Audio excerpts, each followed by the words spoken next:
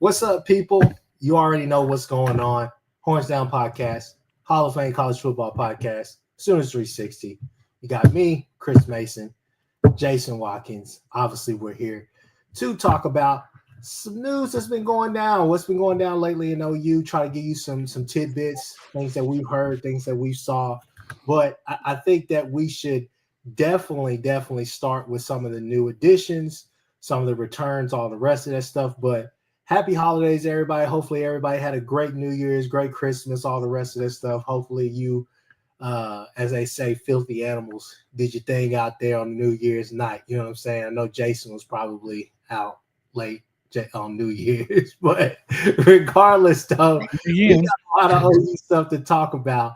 I want to say the additions from the portal, the two additions that we're definitely going to talk about for the second topic. But we'll start with, obviously, I think the biggest news today is the return of RMT, R. Mason Thomas, Robert Spears-Jennings, Kendal Dolby, guys like that. But we'll start with Chris Mason. Chris Mason, just what are your thoughts about some of the returners that are coming back next year? Well, I can't go into great details on it, but let's just say that the amount of money OU defenders that OU retained were being offered in the event that they went into the portal would boggle the mind of our listeners. And I'm talking about numbers for OU backups. Talented young players being offered money that would sort of shock you. So I think one of the things we need to really kind of remember here is that our Mason Thomas in the portal market would be insane right now. That Robert Spears-Jennings, again, would be commanding high money. Dominic Williams, same thing. Obviously, Kendal Dolby's hurt, but I think getting him back, and now that he's got at least one additional year of eligibility, maybe two. So if his rehab's going a little slower, he doesn't have to panic, right? Because he's got some additional playing time with the whole JUCO announcement.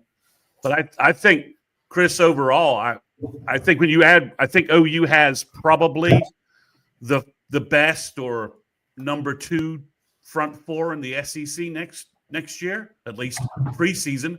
I think you've got two players who you could argue are legitimately first-team SEC contributors or nominees, and Jaden Jackson and R. Mason Thomas, based upon everybody who's returning and everybody who's leaving. So I think, from a perspective, OU has probably spent a lot of money, a lot of focus, and a lot of time behind the scenes that we haven't seen, making sure that they are offering these guys competitive deals that have kept those guys all out of the portal market. Now, has OU maybe overpaid in some instances? I think it's hard to know unless OU was legitimately in a battle with other schools to get them back out of the portal.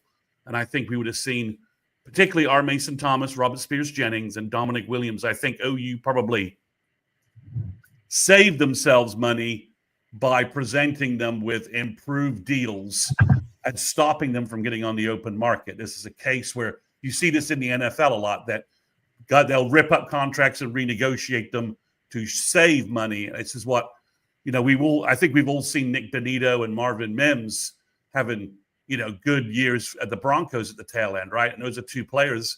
If I'm the Broncos GM, I'm tearing up their contracts, right? And stopping them from getting to free agency and giving them pay bumps and guaranteed money up front, which, you want to keep those guys as Broncos.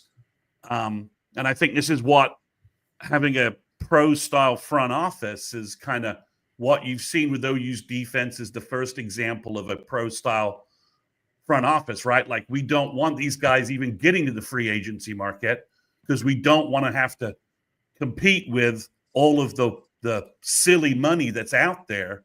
So we're going to pay good money and give our guys good offers to the point that they're not going to hit free agency. Let's just call it what it is. They're not going to hit free agency, right?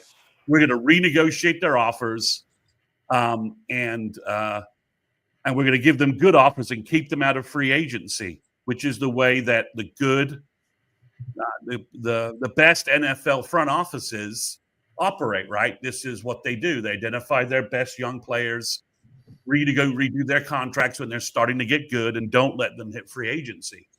So I think that's what OU has done for their defense to make sure that they've maintained a defense that we all thought was really pretty good.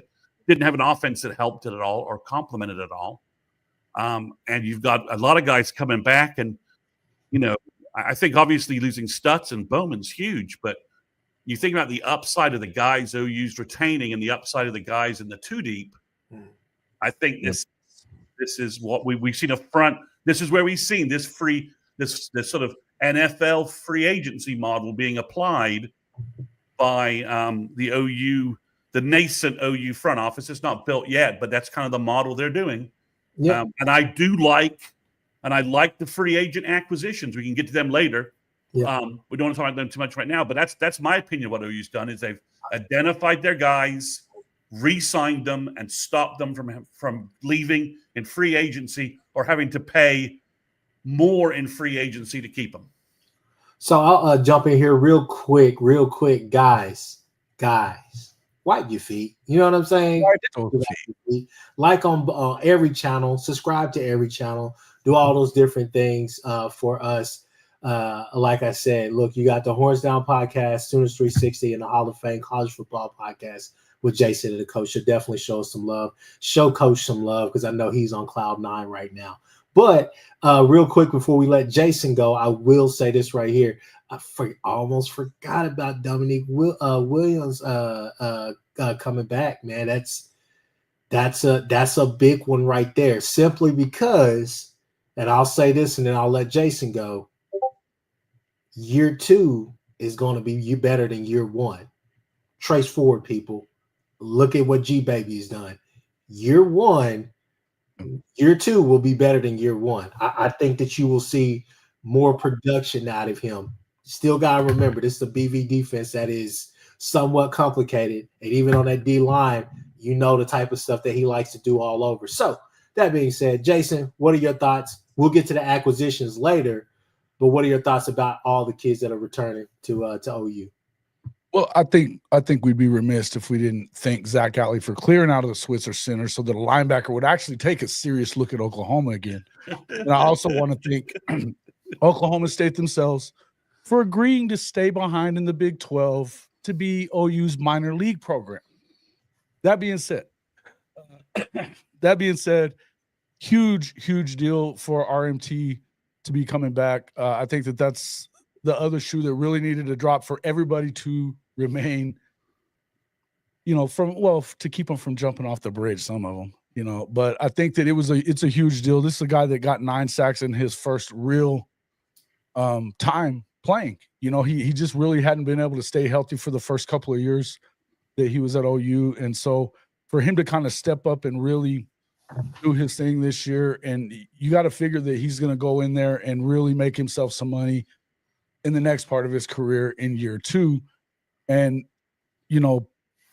I think it's a huge deal. Obviously, as you said, to piggyback off of what you just said, Chris, Dominic Williams was big too, because you got to keep that depth. And I think that that's what we've done.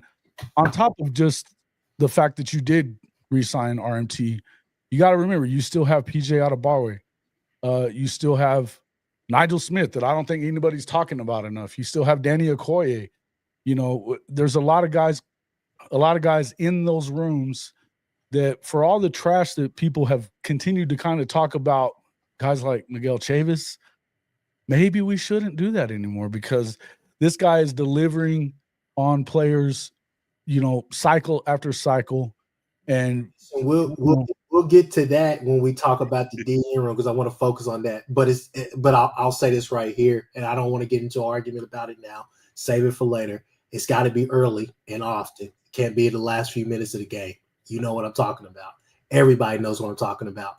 Can't have RMT getting 3 sacks at the last minute of the game. It's got to be early and often this year.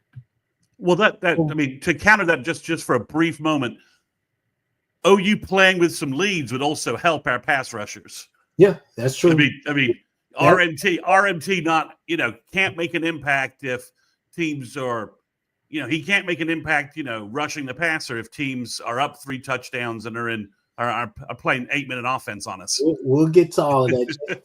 Point. Yeah, I mean, in the end, really, you're gonna shut me down on even saying anything about it? Really, Chris? Killing me here, bro. We'll get to that. You just always in here taking up for Unc already. This year. In here taking up for Unc already. Y'all think RMT walked into the room like Jesus Shuttlesworth that game? He probably did. I probably would have. You know what I mean? I probably would have. No, overall, I think the RMT deal, it might be one of the biggest deals. And I think what Chris Mason was saying about the fact that you're seeing this turn into a real NFL-style front office setting. Last year they dropped the ball on the whole Caden Green deal, and you were starting to see some of these things kind of happening, and you knew it couldn't continue on, especially after you go 6-7 for a second time in 3 years. This is something that you can't afford to have this happen. And the one place we know that you're going to have to be really good, you expect this offense is going to have a rebound of some kind this year, but you couldn't afford to have a drop-off on the defensive side of the ball. In fact, they need to take a step forward this season, and I think that they're going to do that. Another year of work. I believe that PJ is on his way to becoming that guy. And the thing about it is you've seen in the past that some of the guys that early on they don't really get it, and then all of a sudden they do, and once the light turns on, they blow up. You think of Isaiah Simmons at Clemson. It took him until year 3 before he really started making a big impact for Venables and that staff there. So I think that they're gonna be huge. I think that they're still looking at corners and all that stuff. We'll let Mr. Mason talk about that for us. But I'm excited, man. I really am. And again, thanks to Okie Light for agreeing to be the minor league program for Oklahoma. So I'll jump in here and just say this right here. I think that it starts in the trenches on both sides of the ball. Last year we were pretty damn good and stingy on the defensive side of the ball, the D line. We weren't so much on the offensive line. I think that this year, this is one of those years. I think your defense is going to be really good again. That back half still has probably some things that you would like them to improve as far as just not giving up as many big plays. Kind of if we could reduce maybe the number of big plays that we gave up on some of those calls, maybe are we not as aggressive as we were or whatever the case may be. But you're thinking if you can add a corner or so, but like we said, we'll talk about that. But again, it's built in the trenches. And I think that you made a huge step by retaining Williams, RMT, and then obviously RSJ in the backfield kind of be that captain, to be that leader back there to really get that DB room where it needs to be as far as just being an on the field leader. But retaining those guys, keeping those guys, and just adding to that's a huge win for OU all day long. I mean, all day long. Kendal Dolby coming back, and yes, the injury and everything and stuff. I would not expect to see him this spring. But you're hoping that at least by summer he'll be back. So, I mean, that kind of just makes you wonder, like, hey, I think that I believe that Kobe McKenzie with actual reps and getting 1 reps and being the one, I think he can be that guy that kind of fills that void. I think maybe we see a resurgence of Kanik. Maybe, your linebacker room, I think is going to be pretty damn good. I still think it's going to be pretty good, but guys going to have to take this leap or whatnot. But now we could talk about the acquisitions that we made, 2 in particular. I know not everybody is happy about us turning into the Kennesaw State Sooners, right? But I think that you have to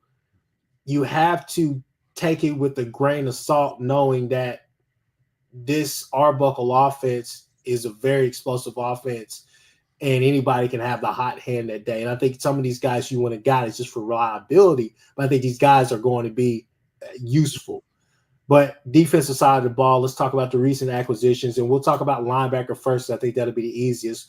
We'll explore the other with the DN room as a whole coming up soon. But Kendall Daniels should have had his ass here the whole time. Should have been here from the get-go, because I think that he would have excelled not only at the cheetah position, but I think he could have just whatever he would have been as far as, because I know. I believe that BV and all them saw him as a linebacker anyways, but I think it was more as far as this cheetah position. But for whatever reason, he for a long time with Texas A&M, committed there, ended up decommitting, went to OK State. I had some OK State people hit me up. They said, hey, the biggest question about this kid is effort, right? That's people that are really, really close to the program, that I consider close to the program. They talked about effort an awful lot. Some people say he takes bad angles, but when you look at the production, you look at the numbers, that's what you see, production. And in my opinion, my earnest opinion, and then I'll let Jason go, you take the kid from playing safety to playing linebacker. You add weight to him. He's playing a 3-3-5. 3-3-5 is different. This is not Iowa State, where they've had the kid in that system for 2 or 3 years. This is sprung up on him, right? But even with that, he still managed to put up production. But you had the kid playing safety, put up good numbers, came linebacker, put up decent numbers, right? Mm-hmm. At the end of the day, Kendall Daniels, I think a lot of people have always seen him as kind of that box safety type player, something sort of similar to what you were kind of seeing with Deshaun McCullough, right? OSU had the kid. I think they got a lot out of him.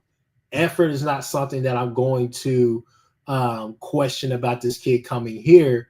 And we'll talk about that same thing when we move to the DM room. But effort is not a thing simply because it's one thing to go to a place and, new scenery, new fit, new everything, and get to play your style.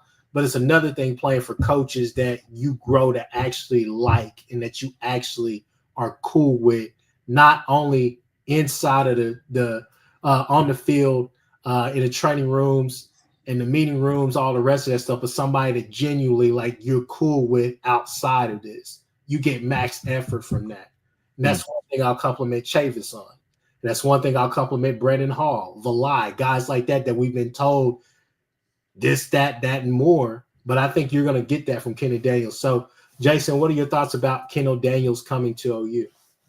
Yeah, I think it's a lazy, whiny bitch commentary on the side of Oklahoma State fans to be saying the things that they're saying about him.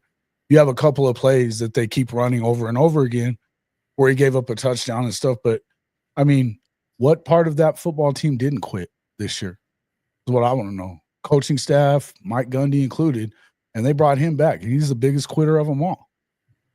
So it all comes from the top. And I think you're 1,000% right on what you said about respecting the guys in the locker room, the coaches that you play for, and the head coach that you play for, especially.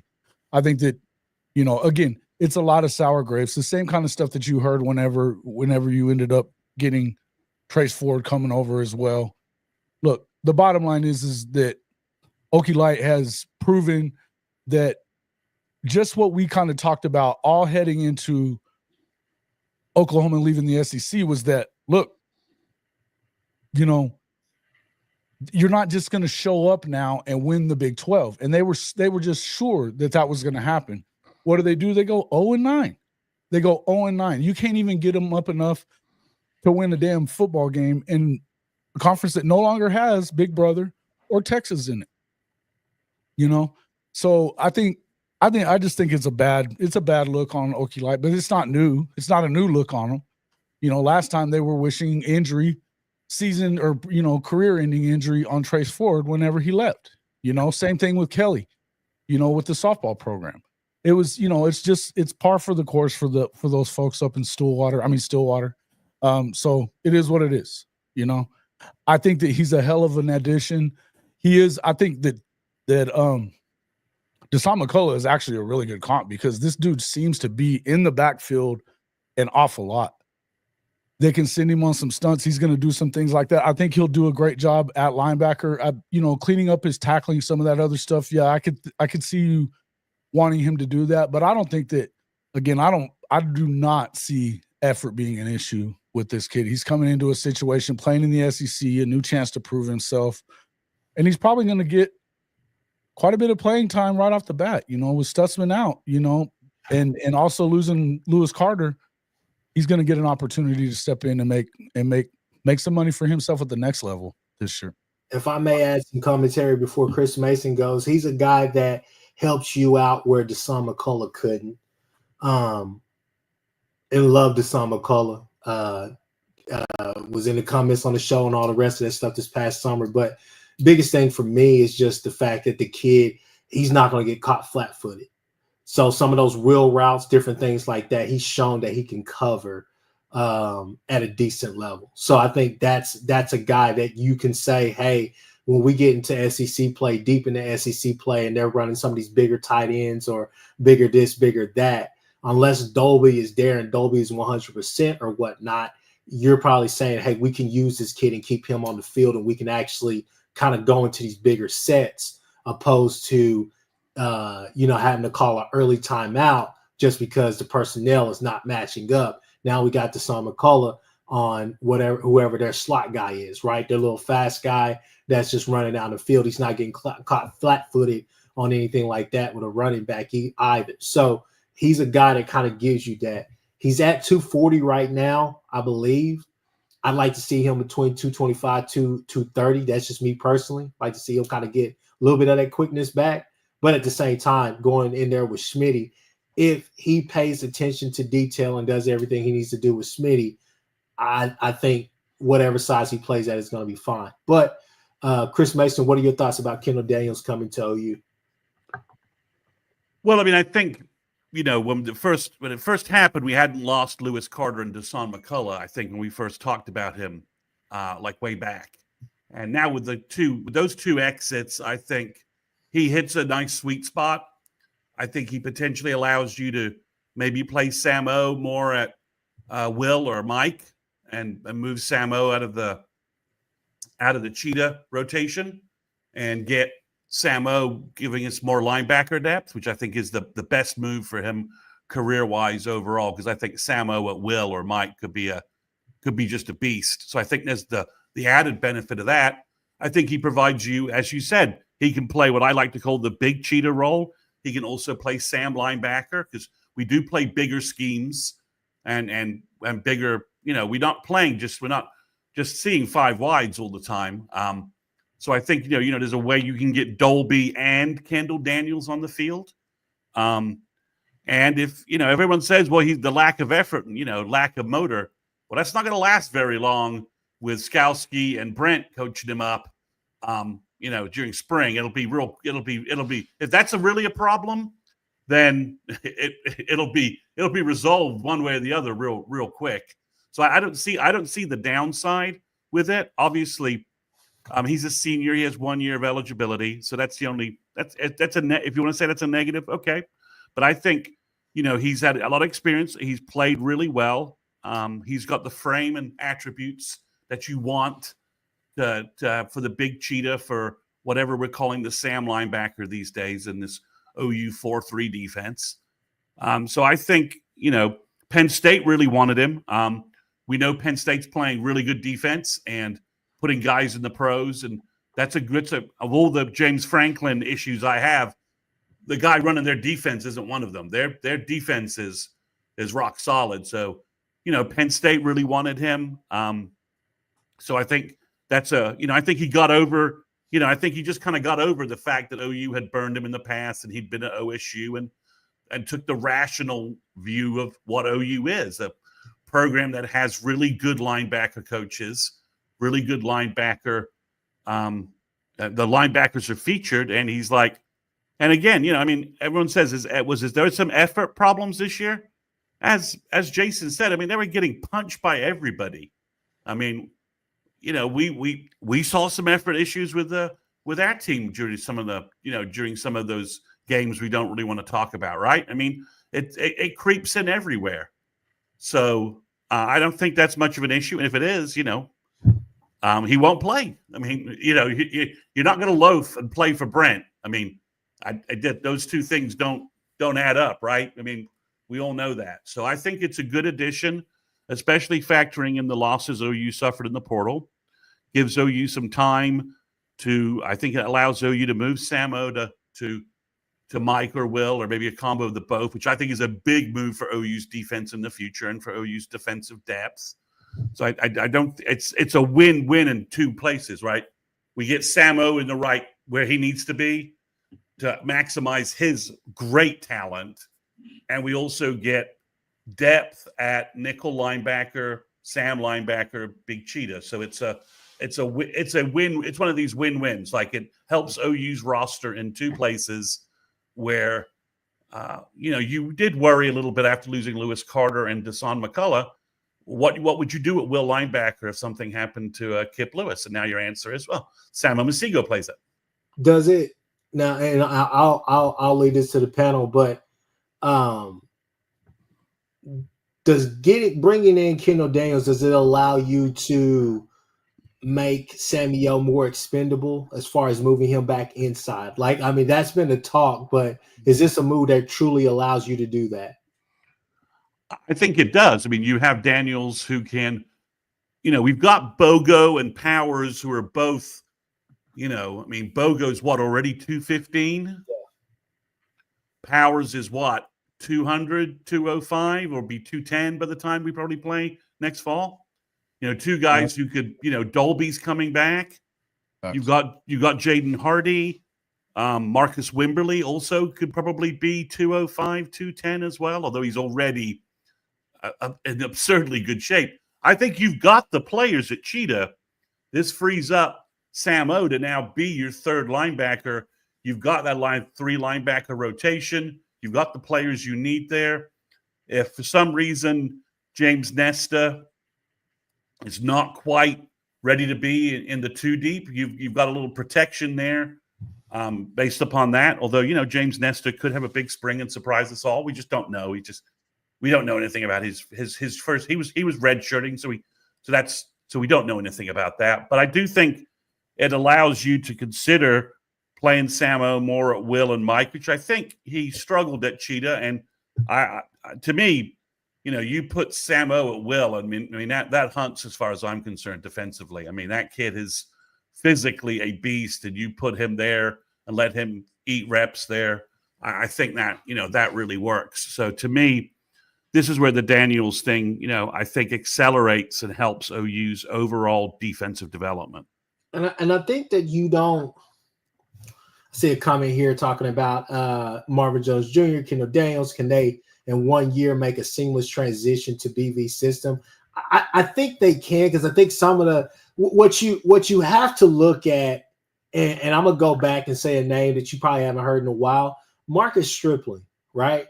Marcus Stripling really didn't have a fit in those 2 years. Granted, he was always just so injury prone. Didn't really have a fit. Trace Ford didn't necessarily have a true fit, but they had that utility role that they wanted him to play in, right? And they came in and they played at different spots. Hell, Trace Ford was playing Cheetah at points in this season, just showing his versatility and his athleticism.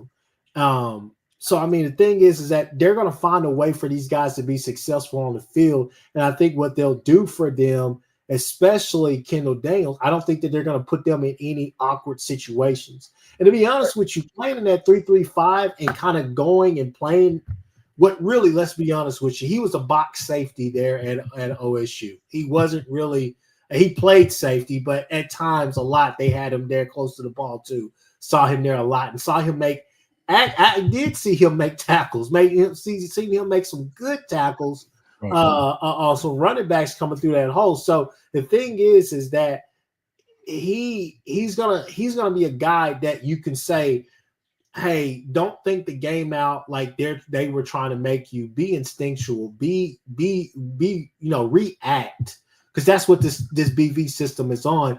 You have to react. People, if you don't believe it, talk to my good friend Ty Hayes around the table sports. He will tell you BV will put you in a position. Every dude that's on the field on defense is going to be around the football. You just have to make the play. Right. Well, and I think that's why would you make it difficult for a guy that's got 1 year left? If you're out there putting money out there for him in the portal, you're going to want to put him in a position to be successful and help your football team. There's a plan. You're not just taking the best available. You don't have time for that. And I don't think BV has time for that. This is a contract year for just about everybody that's involved. Speaking of that, well, before we get to that, again, people hit that like button, subscribe, all 3 channels, Patreon for Chris Mason, members only section for Jason. Come on, y'all. Let's get it. But moving on to Marvin Jones Jr. Okay. This is what I'm going to say about this kid here. The size, the intangibles, all the rest of the stuff. People, if you are in here and you are an Ethan Downs fan, I salute you. Ethan Downs was phenomenal for what he was worth. However, R. Mason Thomas needs help not only from the offense, getting leads, being able to stay with other offenses, being able to keep us in the game. That right there, enough said. Offense has to be better. However, defensively, on that defensive line, you're going to get pressure from inside. I believe that. Jaden Jackson always seems to literally. It's like he's got oil on his jersey or something. David Stoney, I think Stone is going to take a huge leap. Williams, again, year 2 will be better than year 1. Yeah. But here's what I have to say. On that other side, whether it be Okoye, whether it be PJ, whether it be Nigel Smith, Wyatt Gilmore, or Marvin Jones Jr., RMT is going to need help. They're going to double team him. They're going to do all types of stuff and run all types of mini games towards his side. So who does that free up? That frees up a 6'5", 250-plus guy in Marvin Jones Jr. that has a ton of NFL talent that has yet to be tapped into. I've heard knocks on him. Shout out to my boy Brady Chantham through the Keyhole podcast. I've heard lots of noise about this guy. He's lazy. He quit. He didn't make it at Georgia. He quit at Georgia because he couldn't get on the field. Then I heard, he went to Florida State and he wasn't good on that. Okay, I get that. This is a contract year, people. And what I had to say is this right here. What I said earlier, first point, Miguel Chavis. If you're trying to question this kid's effort, his motor, every guy that's came to play for Miguel Chavis, some people question getting Caden Woolard. Oh, he's coming from small school. He doesn't know. This is the SEC. You saw max effort out of the kid. God forbid he gets 1 more year, and you could have really seen what kind of player he could have been in this system. Trace Ford. Nobody knew if Trace Ford was going to even be able to play. He didn't play his first spring. He didn't do anything in spring. The hell, barely did anything in the summer except for lift weights. You saw the progression he made from year 1 to year 2. Come on, man. And he made some plays in year 1. He made some plays at different times throughout year 1. Yes, you got to remember, you can't judge these kids just off of what happened this year, that stop and that stop. There's a reason you're going to get these kids. But, and as my friend Jay would say, competitive death, everybody drink to that, right? Absolutely. It's going to add value and competitive depth to that room. Why? I watched Danny Okoye at the Texas game. He wasn't suited up, people. I saw him. I know that feeling when you red shirt. I know that personally. He was pissed. Got something to prove. PJ Adebawore has something to prove. There's a lot to prove. Taylor Wine, Wyatt Gilmore, they want to be in that rotation. Nigel Smith, itching to get on the field. Yep. This is a move right here that catapults your DN room. And at some point, you got to say, to me, Marvin Jones Jr. right now, you got to pencil him in as a starter, as opposite of R. Mason Thomas. But you're sitting there saying to yourself, you got Nigel Smith, Danny Okoye, Taylor Wine, and then Wyatt Gilmore, right? Mm-hmm. 4 guys that I just named. 4 guys we were all excited about when we got. 2 of those guys are going to have to take a huge leap. 2 of them. We need 2 of those guys. Oh, and PJ Adebawore. I'm sorry. It's 5 guys. We need at least 2 out of those 5 guys to step up to have a solid rotation. Because like I said earlier, Jason, Chris Mason, whatever y'all want to say, it's got to be early and often this year. We don't have time to wait until the 4th quarter. Even if it's a close game or whatever the case may be, you need to be in there early and often. Sacks can't come in the last minute of the game this year. We got to have it early and often. Listen, I would agree with that to an extent. Hold on, let me finish and I'll give the mic to you. 2 out of those 5 guys have to take a leap, and that's what you're asking this summer. That is going to be that to me. That is one of the most underrated and least talked about rooms or just stories, top stories going into this whole spring and summer semesters. 2 out of those 5 young guys have to step up. Yeah, and I think that a lot of it had to do with the fact that, look, there was just so much respect for Ethan Downs in that room from everywhere it was. I mean, BV said from day one of last year that nobody had a spot on that defense except for Ethan. He said it. And so, look, there were some things that he did very well last year. I know you guys like to shit on him a little bit. Chris, still, even after everything that he did that year when we were both dogging him, you're still doing it. You're still doing it. And he was a guy that would set the edge. He made a lot of plays. He wasn't getting a lot of sacks. We knew that was never going to be his strength. Mm-hmm. We knew that. But it was his strength to shut down a run. It was his strength if a running quarterback tried to get out of the pocket and onto that side of the field. Plain and simple. And look, I think that obviously the talent, I've been saying this a ton, we're going to continue saying it. The floor has been raised on all over the defense, the ceiling and the floor. Because these guys are better when they get here. They're better when they get here than they were. I think that you're going to have a hard time keeping Danny Okoye off the field. I think you're going to have a hard time keeping PJ off the field. I think you might end up having a hard time I really feel like you're going to have a hard time keeping Nigel off the field, and I think that he's going to probably split time between both positions a little bit, right? It feels like that has to be because you really only have, 4 guys in the all-the-time rotation there? So, yeah. Yep, see? Sugoi, everybody's with me on this. You always dogging on him. Where's Unc in here? Where's Unc in here? I saw you in here earlier. Come in here and talk to me about it.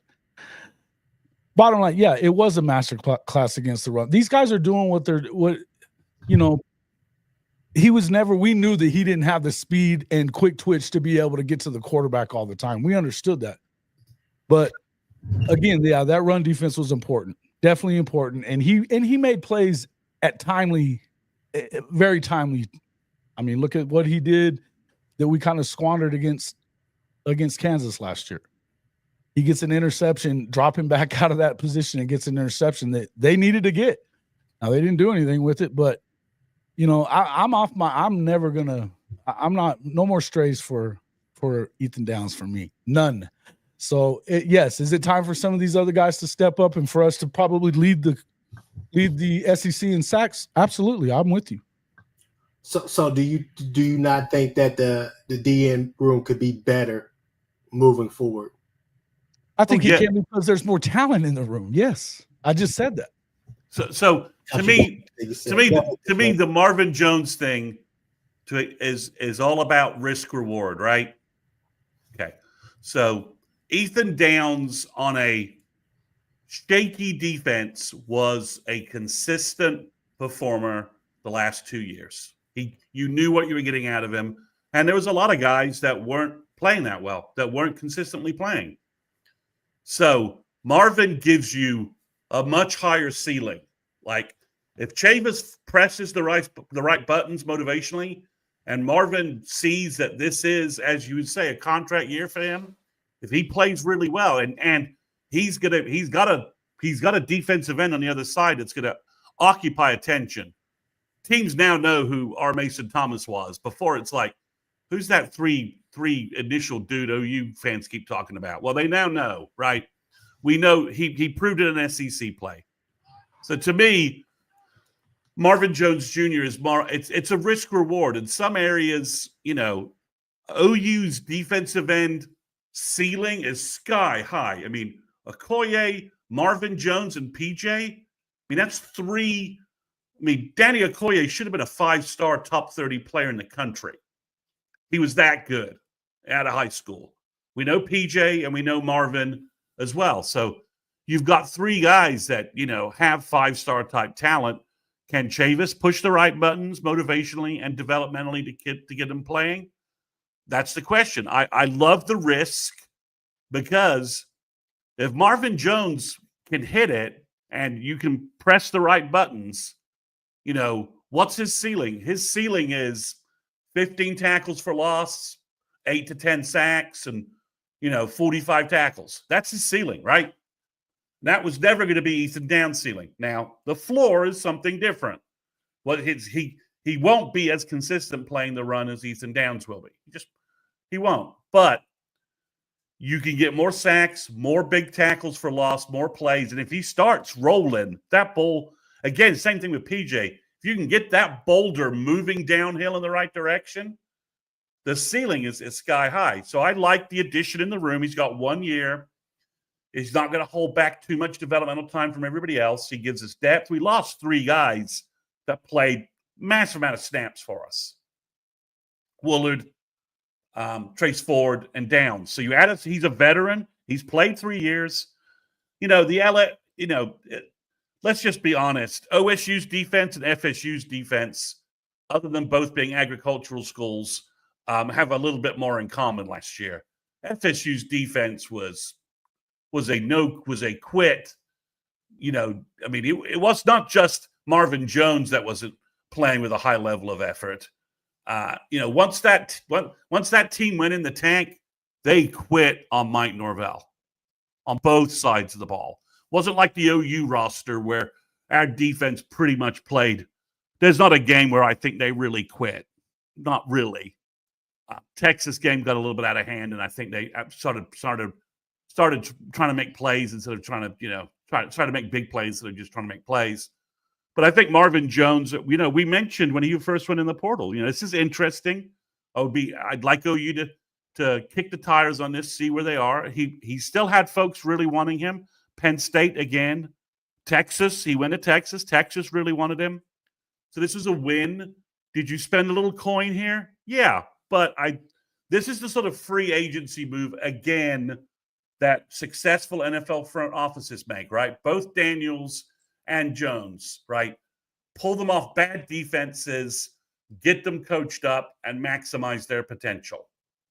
That's what you do in the NFL, right? You're looking at the Bengals defense for a guy who's playing really well and is just out of position. This is the sort of thing you do. This is what the Patriots, the Steelers, not the Patriots this year because we know why that thing fell apart. But like the teams that are playing well, watch. It's like the Chiefs adding Hollywood Brown and the other guy, the other big name wide receiver, right, for nothing. This is what OU did. They didn't pay top dollar here, but they got athletes who fit their scheme, who replace players they've lost in the free agency. And I would say the ceiling, the Daniels McCullough ceiling is probably pretty even. But when you think about Marvin Jones' ceiling, if it clicks, he could put up 10 sacks, 10, 15 tackles for loss, and RMT can also eat on the other side. And we're going to have enough games and have to play enough guys that he's pushing it.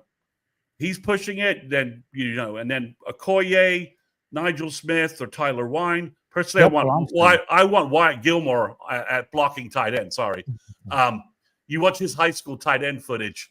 You want somebody who will just bury people. Just watch Wyatt Gilmore bury people at tight end. But I think it's a good. It takes the defense. Chavis has a good defensive end room. It takes all the pressure off C.J. Nixon and rolling late. He can redshirt, come in in the summer, and you can have him ready for next year because you've got Marvin Jones Jr. And if you've got an injury or two, Marvin Jones helps you, right? You've got better depth, you've got more experience, and you've got a guy with a tremendous upside. It's a win-win for OU. They hung around with Marvin, didn't overpay him, got him back on campus, got him back to, because he should have verbal to us out of high school. And he wouldn't be in this situation if he had, because Brent would have got him at defensive end, playing defensive end in our 4-3 scheme from like day one, right? So, he almost verbally got him back on campus. He's seeing, okay, these are the guys, I some of the guys I was recruited with, and I think, OU was able to then get him at the number they wanted.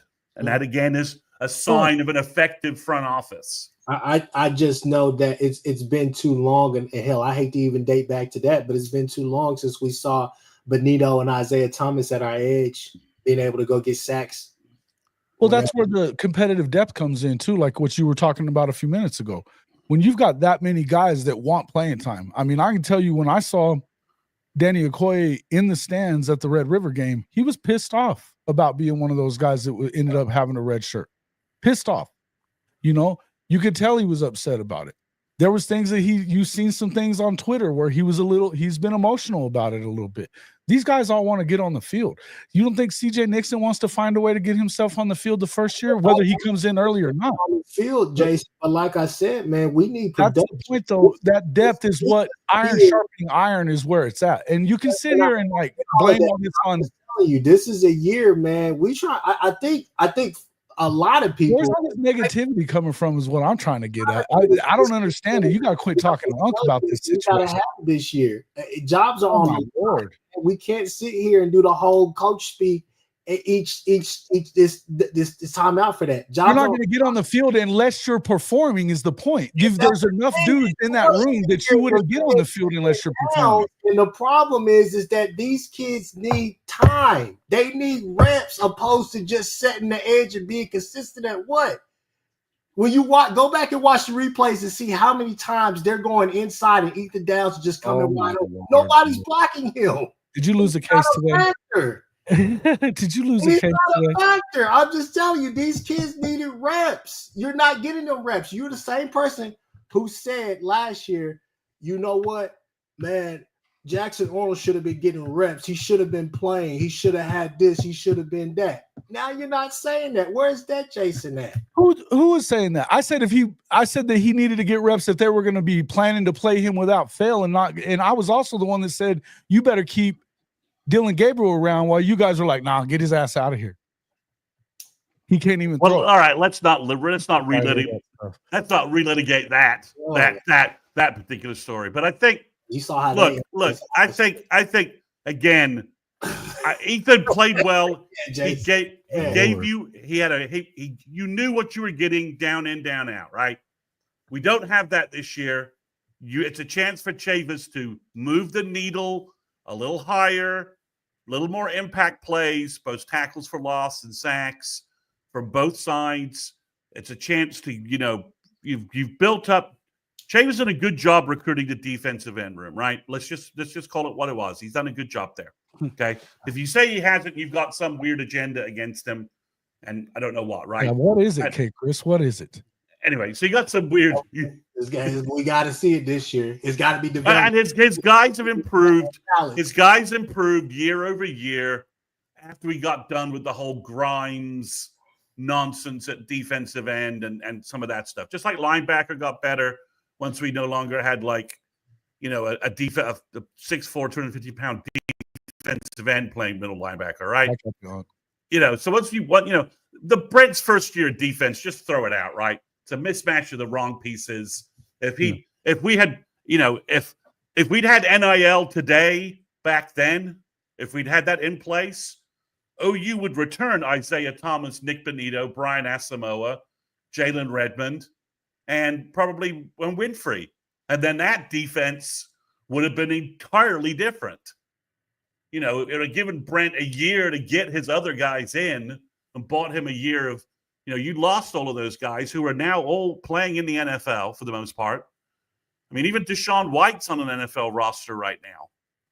He's on the Niners roster. So you're talking about, you lost all of those guys that he never had a chance to really develop and play with. So I think Marvin Jones Jr., again, it's a sign that OU is willing to spend some money, stick to that dollar amount, and get the guy that they feel like has the biggest upside, that their coaching staff can bring out that final piece with Marvin Jones, and we'll see what happens. But it would be if both those guys click and are draftable NFL defensive ends, Chris, that changes the story for OU.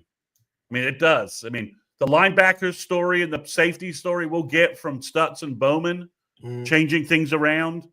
Jonah Lealu's playing in the NFL. If we'd had him for an extra year at the right position, that would have been huge as well. So I think Dejon Terry is going to end up having a good NFL career. So I think you're going to see, once you start getting those Sooner guys drafted and playing under this coaching staff on the defensive side of the ball, it's going to help. It's going to help greatly. So I think, if Marvin Jones clicks this year, that's just a win-win for everybody, right? OU did what FSU and Georgia staff couldn't do. Turned him into an NFL player. Which would be crazy because you know how Georgia is. But I mean, look, it's high risk, high reward with that kid. He's got to have it. Either that or he's not going to play. Same with Kendall Daniels. Well, I mean, I think, and again, just like at Georgia, he's going to walk into the defensive end room and Danny Okoye, Nigel Smith, and PJ aren't really going to be that impressed. Okay, dude, you're 6'5", 255. Okay, well, Okoye's like, well, I'm 6'3", 255, and I run a 4.55. So, and I can do a standing backflip. So, big deal, dude. So I think that'll help. But I think, R. Mason Thomas coming back with that room with Marvin Jones Jr. and the other guys behind him. Marvin gives you a level of insurance in case someone gets hurt or development just goes askew with somebody. He gives you some insurance there. And again, if you click the motivational buttons correctly, same thing with Daniels. Because if Daniels has a kick-ass year at nickel linebacker, I mean, that's an NFL spot every NFL team needs, right? And he has the physical, he's got the length, he's got the size, and he's got the speed to be an NFL nickel linebacker.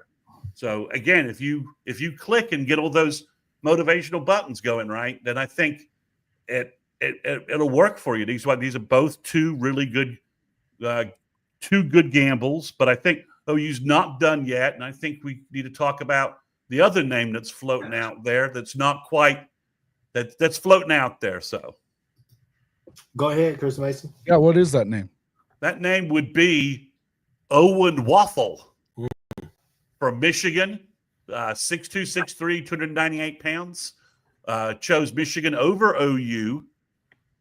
Good friends with Logan Howland, who I think we can all it's not going to surprise any of us if Logan is our starting left tackle for the next 2 years. Owen, I mean, we'll talk about some other things that could interrupt that, but regardless, Logan Howland's his good friend. Owen's leaving Michigan. He redshirted, so he would be a true freshman this fall, which would mean that he would be a great complement in the class structure to what we have on the D-line. And I just rewatched his junior film, and the guy is just obliterating people. I mean, he also plays goal line fullback, blocking fullback, and just abuses people. So if you wanted to think about you could run X-Rob behind him at 298 pounds, him at fullback. That seems like that might work to pick up a yard against Navy if you need one. Owen Waffle probably going to he's probably going to visit Penn State and Rutgers just because he's from New Jersey. But I think OU has a great chance here. And his brother, Luke Waffle, in 2026 is a 6'6", 245-pound menace off the edge. And he's got a huge Owen's got long arms for an interior defensive lineman. So he's a 3-tech or with him and Trenton Wilson, that could be 2 more guys to add to your defensive line rotation to add depth there, shuttle guys in, play more, which is always what you want. And you've got your development. You've got 2 development defensive tackles behind Jackson and Stone, who are both to be sophomores. So, Owen Waffle, if OU could close the deal on that adds the defensive line piece that you've been looking for. I mentioned before the problem OU was finding on the D line were the upperclassmen they were trying to recruit wanted to start, and they were seeing themselves stuck behind Grayson Holton, Dominic, Stone, and Jackson. So, and the guys that OU could get, they just weren't moving the needle any. They just weren't really going to provide any real depth. Well, now you get this guy who, plays like an escaped mental patient rushing the pass, hitting folks. So I think overall it's good. We could have another addition to the defense, 4-year guy. OU's also looking at Sterling Dixon, a linebacker who just left Alabama. He again redshirted. I watched his high school film. It's really good. That would be a young linebacker that worked with Nesta to build those numbers up. So OU seems to be paying some attention to backfilling some roster gaps, not just playing for tomorrow, which they got to do, because you're right, it's a contract year, but they're also seem to be picking up some freshmen who have a lot of athletic ability, who could be coached up in this program. If I'm a young linebacker, I don't know why you wouldn't choose being coached up by Venables. I mean, it would be on my top 4 list. So it's kind of maybe proves that Zach Alley is a terrible recruiter. So those are the two guys. The one area that Chris and Jason appears that OU's having some isn't finding any luck in is that cornerback. Ethan O'Connor chose Miami. The Washington DB that it looked like OU was trying to contact, Thaddeus Dixon, looks like he's going to choose either Michigan or North Carolina or go back to Washington. So that puts OU maybe back to the drawing board at corner, which I think we all recognize we'd like. I mean, if Gentry Williams has healthy shoulders, we don't have a corner problem. We know that, right? But we've also just seen 2 years of Gentry Williams not having a healthy shoulder. So what are you supposed to do there? And I love the guys coming in. And Jacoby Johnson, certainly has all the traits if he can start putting it together. I think the whole wide receiver thing kind of, that was a bad idea, but OU was scrambling and it was all bad ideas. So, but I think that's the one area you see OU maybe they're not going to come out of this January time period with a guy with a depth piece that they want. Is it going to be at cornerback? You got Tristan Haynes coming in, but you also, got to think about what you have on campus too. Devon Jordan, the Newcomb kid. They're both a little. Newcomb's a little small. Yeah. Devon Jordan's is longer. It's just, I know Eli Bowen doesn't play like a small cornerback, but we see so many beast type monsters in the SEC at wide receiver. I'd love a big corner to be the complement to go with him. Now, Tristan Haynes, Jacoby Johnson, Courtney Guillory, Malik Hawkins, all fit that. They have those measurables. Would it be nice to have somebody with some experience to be able to plug in there? It would be, but it's again, apparently Miami just started upping the money so high that at some point OU just said, you know what? He's just not worth that. At some point, we have to just back off. He's not worth that. So we'll see where we are. Maybe OU goes through spring and sees where all their young cornerbacks are and decides this isn't the need we thought it was. Maybe if Gentry's able to go through some spring stuff and you're like, okay, those two things combined, maybe allows you to, not need a cornerback, but it's a risk right now, I think. OU obviously has identified that, wanted a cornerback. It's weird. I think that the Thaddeus Dixon guy might go back to Washington, even though the big Arizona cornerback, Tecario Davis, I think his name is, appears to be heading to Washington to play for his old coach, Jed Fish. So that's the one area where it looks like OU may strike out. And then, I'm not sure if they're going to get Sterling Dixon, the linebacker, but they're obviously making a heavy attempt to get him on campus and try and close that deal. I think we could hear in 48 hours that OU's has gotten Owen Waffle because they do. I mean, they have a longer term connection with him. I think him visiting OU sort of first was a good sign. If he was just looking to go back home, why would you go visit OU? Yeah. So if if he's looking to go home, he would just visit Rutgers and announce for Rutgers. So I think there's a good chance that OU could pick up Owen Waffle, and then that could put them in great space for Luke Waffle at defensive end, and Luke is a pass rushing demon off the edge. And Hunt Academy just has players every year. You want to build a minor Hunt Academy pipeline? That doesn't hurt either. So I would say, as far as corner, I like the guys that we have on campus that are incoming as well. But I think that second portal window is going to be when you would see some work. I mean, isn't that when they got Des Malone last year? No, I think he came in the first window. Was he on the fall? He was the January window. But yeah, I mean, people ask me, are you going to pick up another wide receiver? I think OU could wait until after spring and see where they are, and then see if they need a wide receiver. I think that could be what OU does. Tight end, I'm not talking about tight end until we have a new tight end coach. I'm not even going to force you to. It's just not. It's just like, I'll give you a choice. You can come to my home office, hit me with a stick 15 times, and I choose that over discussing the tight end situation. So when we have a new tight end coach, I'm happy to go in depth into every element of it. But as long as we have the current dude, it's not worth the I'm not energy. a big fan of the guys that they're offering you. At least with the receivers, it was production based. You'd seen some production on these guys. Yeah, but you've got Emmett Jones, and Emmett Jones pulled the Josiah Martin kid from Cali. That's really just high school recruiting a year later, right? That basically they've had so much turnover. He showed some signs of what he can do, though. Yeah, Emmett Jones. And everyone's like, well, he only got like 111, 115 total yards. Well, they redshirted him. He only played like 3 games, and in the bowl game when he actually did play, he had nearly 100 yards of total offense. So I like the addition.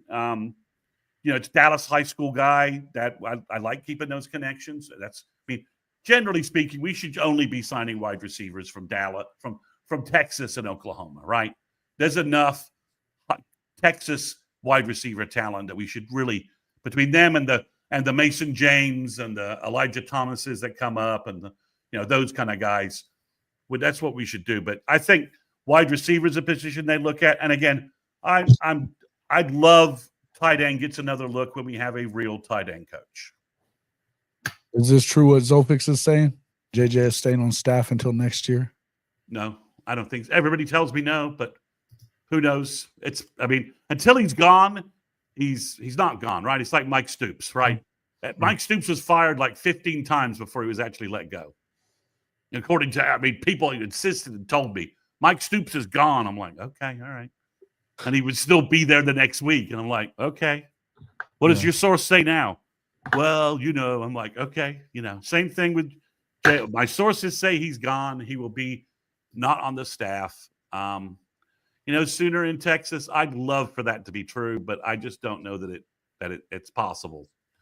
But yeah, so that's where we are, Chris. With the can't expect it till you see it, right? Yeah, that's where we are, Chris. With the portal. I have one more question, Chris Mason. Yeah. Running back room. I'm just gonna say it like this right here. It's 2025 and JJF and Sam Franklin are still on the team. Yeah, I don't know. I don't know why he hasn't hit the portal to find somewhere else to go. Maybe now strategically, if I was Sam Franklin, I would sort of lightly work out with OU, and I would hit the portal in April when teams find a more of a need for running back. Injuries have occurred. This is the vulture part of this, right? If I was a guy right about now, and I was looking for somewhere to go, I'd wait for a team that is a little more desperate than right now. If I'm Sam Franklin, who doesn't have a lot of film at OU, has good film from, was it Middle Tennessee State? Was that right? Was it Middle Tennessee? Was it Tennessee Chattanooga? Tennessee Chattanooga? It was okay. I remember it. It was Tennessee. It was the smallest school in Tennessee. Okay. Missy Martin. Yeah. So if I was him, I would be waiting for after spring, right? Okay. X team lost the running back in the portal. 2 guys got hurt. They're scrambling. Now's my time to hit the portal and be a little more attractive. That's what I would do. I think you're going to see some quarterbacks. Should be a strategy. That's a bunch of players. I think we're technically at like 81 right now. Bishop Frank's asking our scholarship numbers. I think we're like right around 81. With some guys like Michael Patterson McDonald, what his status is kind of a little up in the air. And there's some other names like that. Some of the guys we brought in at tight end are maybe preferred walk-ons. So the 105 number is also floating out there. I don't think we're going to know any of that until, post-spring and have a better idea of some of the moving elements of that. But that's from a portal standpoint. I don't think OU needs any portal talent at running back. They just need an offensive scheme where the running backs know what they're doing. If you want to change the running back coach, I'm fine with that. I'm convinced that I think DeMarco probably needs to move to the NFL. I think that's probably the fact that his senior running. Sorry? Is that coming? I don't know. I don't know. I think it could be. I think NFL teams like him, and I think the running backs he's coached are doing well in the NFL. So I think that could easily happen. He's got a lot of connections there. So I think that probably might be the best move for all involved, because DeMarco can obviously recruit. No one can question that. And he's obviously developed in 21, 22, and 23. He developed sort of veteran college running backs. So we'll talk about how great DeMarco is. I think DeMarco is probably too much of an old school hard ass, and the mistakes the young guys are making are just weighing his mind too much for them to play. Does that make sense? Like he's coaching them. That he's coaching them. Just a theory. It's a theory that they're making too many mistakes, and that's why we don't see them always getting pushed to the forward as much as we would like. There's some injury stuff there, obviously, that's hurt him. Well, I mean, 23, not this year. In 23, Barnes and Sawchuk being hurt, obviously, that kind of threw off what he was planning to do. But that's just a theory. I think we may see a DeMarco change. I think he may decide to just take a pro job. I think Jay Valai, there's a lot of mentions about Jay. If we're talking any more coaching changes, I think Jay Valai is also a possibility. He wants to be a DC somewhere. I think if an opportunity opens up for that, I think you can see Jay Valai grabbing that. But other than that, I think, at DC, I think I'd be surprised next week if we don't hear something about Wes Goodwin moving in, becoming the defensive coordinator, linebacker coach. It wouldn't surprise me if that happened, because, he's now free. OU doesn't have to pay his buyout from Clemson or anything like that. So you can get him onto a contract that makes sense for them for what the DC really means at OU. We don't need to be paying some guy $5 million a year to be DC when Brent's really our DC. So yes, how you feel about bringing Wes Goodwin in, if that were to happen? I don't mind them bringing him in. I don't think you have to bring him in as coordinator and pay him all that money. I think he has the title, but he doesn't have. They don't pay him a bunch of cash. Yeah, maybe he has the title. I don't care. To me, I've been saying this a little bit the last few days. Is it doesn't make a shit who it is. Who's running it? We already know who's running it. It was Ben BV. It was BV with Zach Alley.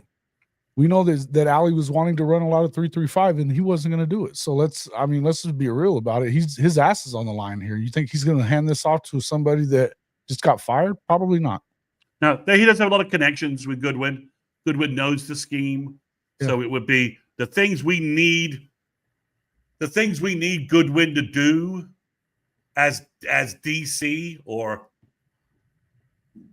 defensive, analyst. Well, it's not. We need him to run practice. We need him to run practice, right? When Brent's tied up with other stuff, right? We need him to teach the linebacker job. He can do that. We need him to be able to transmit the defense to other to young players and get them up to speed, teach the scheme. I think he can do all of these things, but as Jason said, nuts and guts play calling on game day. It's Brent, or Brent through Goodwin, with all the development, the planning, and preparation they do. So I think if that happens, it's fine. We just got Daniels and Marvin Jones without a DC, right? They weren't very concerned that there's no defensive coordinator, right? Yeah, we didn't get anybody until the DC left. Well, okay. None of this fell their way until the DC left. So I think that's all. Good there. Jason and Chris, I got some high school notes for you guys if you want to close and wrap on that, since high school recruiting is about to get going again. Yeah, we can. Go ahead. Well, the first one is I watched a replay. I don't know why they thought showing the Under Armour game against the Sugar Bowl was a good idea, but they did. So the Under Armour All-American game was on at the same time as the Sugar Bowl, so no one watched it, right? Yeah. So I watched a replay of it. Now the guys who were all there, and that was mostly On3 guys and some ESPN guys. Fasusi was the number one player all week, regardless of position. And the On3 guy, who has not always been, I think, accurate in OU evaluations, called him the best offensive lineman he's seen in the last 5 years at an All-Star game.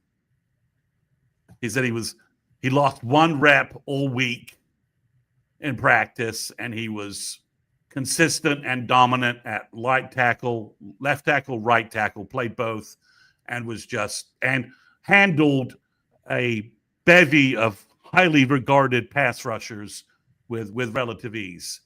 So Michael Fasusi, probably On3, has him like the number 21 player in the nation right now. I think they'll do one last ranking reeval. I think he'll probably be in the top 10. The only offensive tackle I think who might be better than Michael ranking-wise is the David Sanders kid from North Carolina, who's going to Tennessee, who will be at the Navy game, which used to be the Army game, to make things more confusing. So the old high school Army All-American game is now the high school Navy All-American game. So the old Army game is now the Navy game. But Foji's at that, so we'll get a chance for him to compete with some high-profile offensive tackles. But the other thing is there were two other defensive ends that had really great weeks in practice. One was Jake Krull, who's from Florida at IMG, who's been to Norman 3 times so far this year. Last year he came to Norman 3 times, came for a game. Really loves OU. He's 6'3", 230, and he's the only guy who there's a massive 2026 offensive tackle. His last name is Ihenachu. He's just a monster. He's the number one player in the country, probably for 2026. Well, Krull's the only guy who could beat him in rip trails. His pass rush skills are that good. I mean, we're talking he's 6'3", 230, and this guy blocking him 6'7", 340, and Krull's the only guy beating him because he's that quick, that explosive, and his pass rush stuff is that well developed. And then the other guy is KJ Ford from Duncanville, who's been to OU like 5 times last year. OU battling Texas, obviously, he had a really good camp as well. Really shined out as one of the. They let 2026 kids go to the Under Armour game for the first time this year. It was a little weird, and he did really well. And obviously, if OU gets Owen Waffle, I like their chances with Luke Waffle, who's also another top 100, top 75 type defensive end. So Miguel Chavis could have a very, very good year this year from the recruiting ranks. He could pick up 3 top 100 defensive ends very easily. So what about the decommitment that we just got? Yeah. So Zane Rowe is the 2027 defensive end from Denton Geyer. Basically, he committed too early. He wants to take some visits. He talked it over with Chavis. And as you saw Chavis post on Twitter today, Chavis basically said, hey, look, if sophomores and freshmen who are committed are decommitting, fan bases don't go crazy. These kids need to spend some time and figure out where they really want to go. So I think basically he said to OU, I really want to take some visits. And OU said, why don't you decommit? We want you. We want you at Oklahoma. you've got some time to figure this out. Obviously, Chris, we know people are whispering in our recruits' ears that Brent's gone, right? They can just say, go look at OU message boards. Brent's fired. Brent's already fired. So obviously that's going to impact us in 2026 recruiting. So you could see a big movement, I think, in 2026 recruiting, Chris. If OU has success on the field, that all of a sudden that negativity blows away, and then OU could get a big leap, could get a bounce mid-season. So we'll see if they wait to get verbals or what goes on there. But I think OU will still very much recruit Zane Rowe. He'll look at OU, and by the time he's starting to make a new decision, the Brent thing, one way or the other, will be resolved, right? I mean, by January 2026, we better have a strong idea of who our coach is going to be moving forward, right? Yeah. So that's the high school stuff. OU's going to have some junior days at the end of the month on the 25th and probably February 2nd. There's a top defensive safety who's heavily mentioning OU. Let me get his name here. It is Caden Hall, and he's actively mentioning the job Brandon Hall's been doing with Billy Bowman and the OU's other safeties. He's like, I love the OU safety room. I love how they play. Billy Bowman's going to be an NFL draft pick. So you can starting to see Brandon Hall's rep is out there, among recruits, because Caden Hall is he's like the number 3 safety in the country. He is he's a big time player, 6'3", 200 pounds. 247 doesn't have him ranked as high as some other people, but he's from Florida. I haven't had a chance to look at his film yet, but his frame is exactly what you'd want at safety, 6'3", 200 pounds. He's from Florida, so I doubt that he's slow. But yeah, you can see Brandon Hall making some noise there. You can see that I think when Stutz goes, in the NFL draft, OU will have some noise there as well. But overall, you're starting to see high school recruiting get going again. There's one interesting name to watch, and his name is Sion Vane. He's originally from Cameroon, emigrated to Sweden, and is now playing high school football in Alabama. Mm-hmm. So Bates has obviously made a connection with him. I think Daniel Akinkimi knows him from NFL Europe.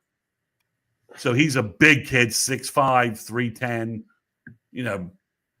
huge frame, big athlete, learning the game. And Todd Bates is making some impact there in that recruiting. But also OU, Bates has about 10 defensive tackles on the hook. So it's a good D-line year, and I think Bates will sign at least 3 or 4 guys. So we've been on here for longer than an hour. You guys have got to see me and Jason go at it, which doesn't happen all that. It's usually me arguing with Jason. Huh? Yeah, it's true. I even went on his pod and argued with him. Yeah. Hey, look. So you got me and Jason going at it. Chris Mason spitting that gospel. You already know. Guys, give your closing thoughts. Jason, we'll start with you. As far as, did we get 2 difference makers? Are we headed in the right direction? Has OU made the right moves in the portal? I know I'm just asking all these questions, just throwing all these things at you just to talk about. Yeah, I think that just the moves that they made were, if nothing else, it brings a lot of competition to the defensive end room. It brings some more competition there. It's your linebacker position. Kind of frees you up to be able to move Samuel to the inside linebacker position and maybe be able to use Kendall as a cheetah if Kendal Dolby's not completely healthy, and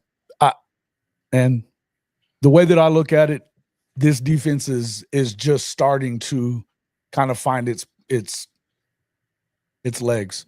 We saw earlier in the year, you had a lot of people talking about that it wasn't going to be a elite defense, and you've had some people even at the end of the year that, they gave up too many big plays. But I'll say again, whenever you're on the field for 70% of the plays in the game, you're going to give up a few, and they were still a top 15 unit. This is a unit that had you had just a little bit of,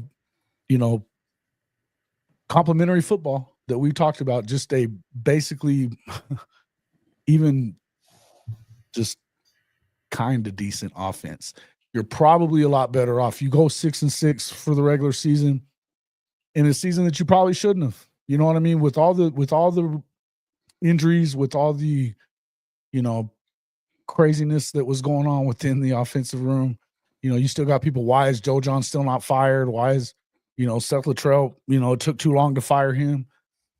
I think you added the right guy when it came to your, yeah, there it is. You added the right guy when it came to your coordinator to be able to, you're able to go in there and pick up the number one player in the portal in John Mateer.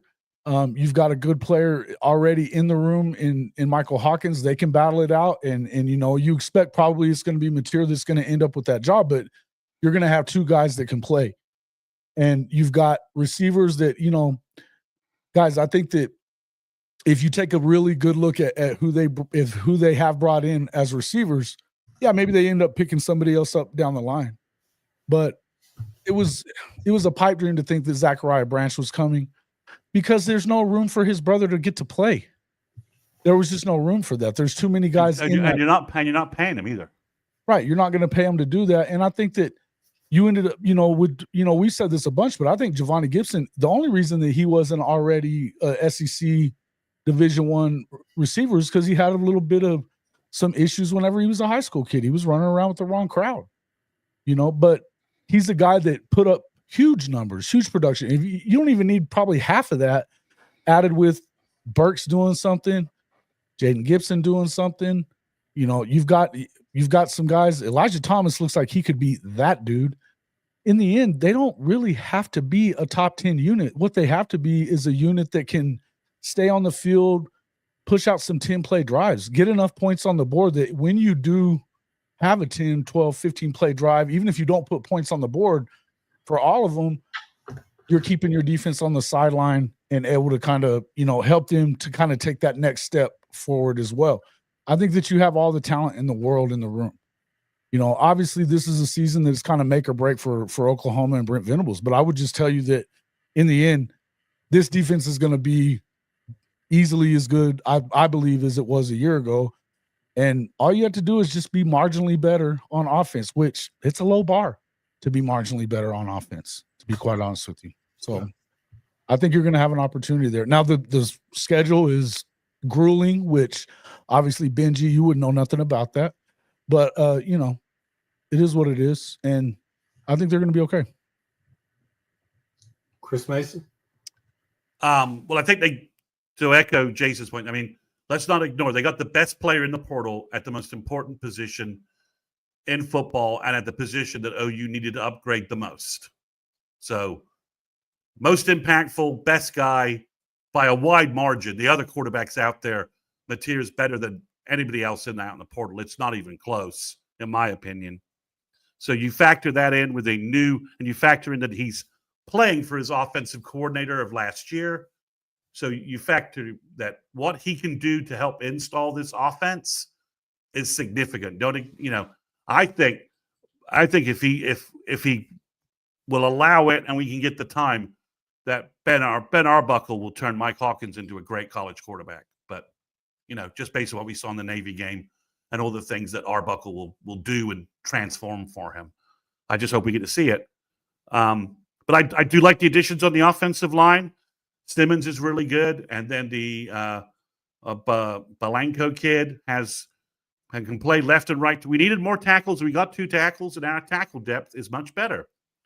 I like the wide receiver group. I think all 3 of those guys don't have to be superstars. If Burks and Gibson, one of those guys flashes, if Carry-On plays well or Kearney plays well, and then one of the freshmen clicks, we've got a wide receiver room again. It doesn't have to be all 4 of the portal wide receivers don't all have to be superstars. We have other guys that they can mesh with the former wide receiver room.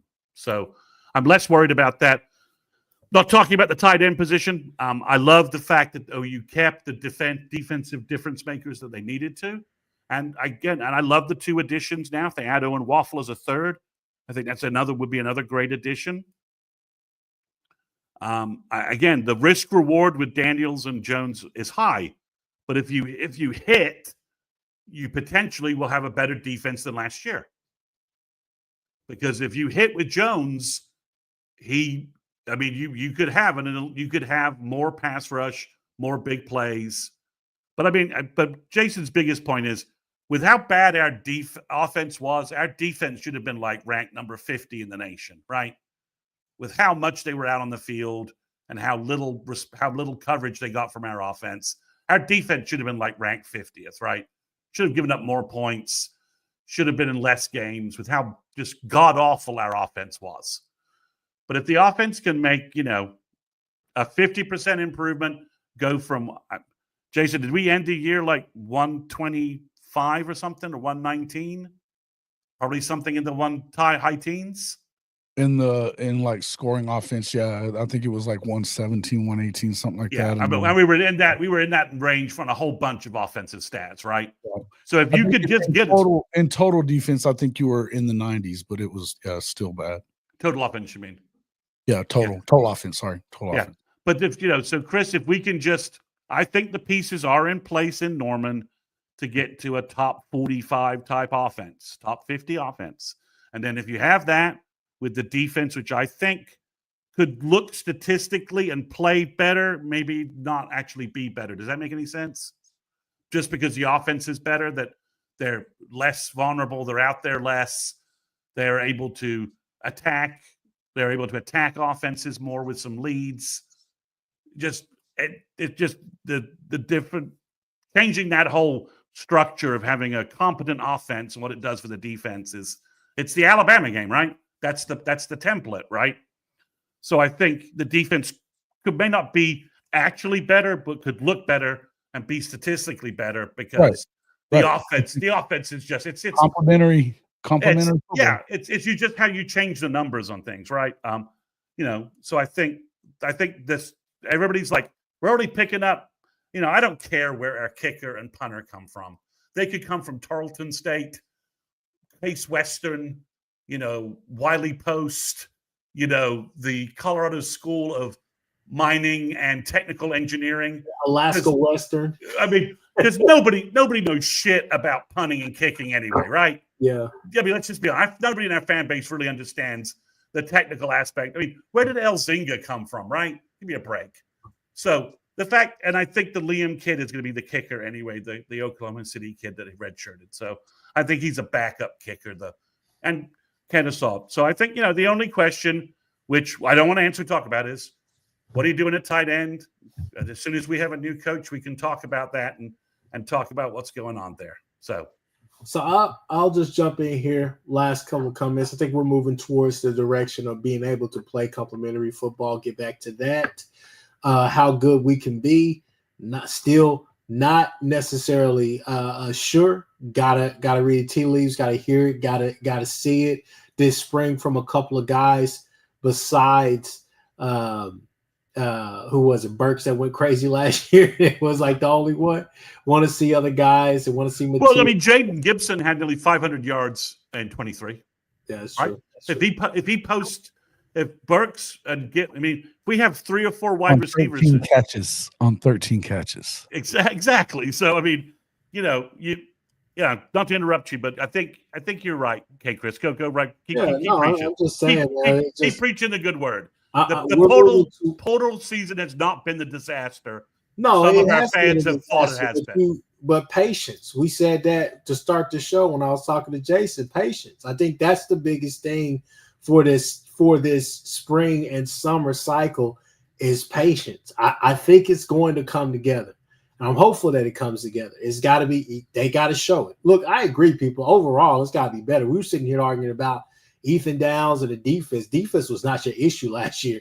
It was definitely your offense, right? So whole thing is it can't be any worse. It's only up from here. I think you went out there and got quality guys on offense. I think that you could still make a couple of more moves offensively and defensively, whether that's looking at a corner or two or maybe adding to that defensive line, which Chris Mason kind of makes me feel like, hey, we may have an answer tonight. Got to figure out what you're going to do about the tight end room. But I still, and that's something maybe I need to go back and look at the Arbuckle offense. I think they're a part of the offense, but I don't think there's necessarily a feature there. Here's an idea, and we'll talk about this next pod, but carry on, not necessarily moving to tight end, like being a legit tight end, but kind of being that. I think that could happen. He was blocking pretty well. I mean, he's already as big as Trent Smith was in our initial air raid offense, right? Yeah, that's what I'm saying. He's a guy I think that could be expendable at that. But no, I really like the moves. I think Kendall Daniels, obviously the guy's returning. That's huge. You got to do that. Self-maintenance. You got to take care of yourself sometimes. But when you go out there and you add kind of those high risk, high reward guys that we've been asking you to go and get, right? This kind of shuts up some people right now. Marvin Jones Jr., that's a premium get-up. That's a premium pickup. 5-star, Mr. 5-star. That's a premium pickup. Kendall Daniels, that's a premium pickup. These are guys, granted, whatever their team situation was or whatever you've heard the knock on them is, these are guys that were not only highly talented out of high school, highly recruited, but these are guys that still were highly sought after in the portal by schools that are playing in the playoffs now. Not to come and set the bench, ride the bench or just be competitive depth. No, to come out there and actually compete for a spot and win that spot and start, right? So the thing is that you went and got some guys, high risk, high reward. It's all about the development. And it starts now. January 13th is a crucial date for everybody just to make sure everybody gets on campus. They've already signed whatever they need to sign to be there. So that's going to be the biggest thing. But I'm slowly but surely becoming more excited about this season, but this is going to be a long off season for a lot of us, and just hopeful that things can get back, they can right the ship, which I believe that you can do, and I think you set the building blocks. I think that you definitely have to go get a corner to make everybody to really set people at ease, but I think you go get a wide receiver and a corner. And I think that once you get JJF, those three things, if those three things happen, whether that be now or in the spring cycle, I think people will stop breathing so anxiously, stop being so anxious about this season, right? I think people will be a little bit happy. But to me, one thing that I'll say, and this will be the last thing, it kind of feels different with the staff going out there into the portal and bringing in guys that are younger, right? Meaning that they have a year or two of eligibility. These guys are still – it makes you feel like, okay, I think BV and company, they're not just doing this and making this a facade. I think that they're calm. They're calm in the storm.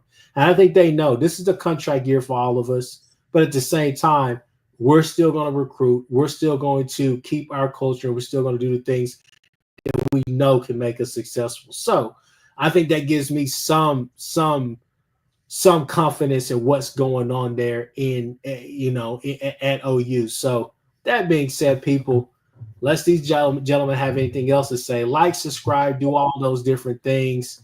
Hit that like, guys. Channels. In a nice way. Fuck y'all. We don't give a shit. Coach had to say hello. Shout out to Coach, man. Shout out to Coach, his Notre Dame guys. But with that being said, people, we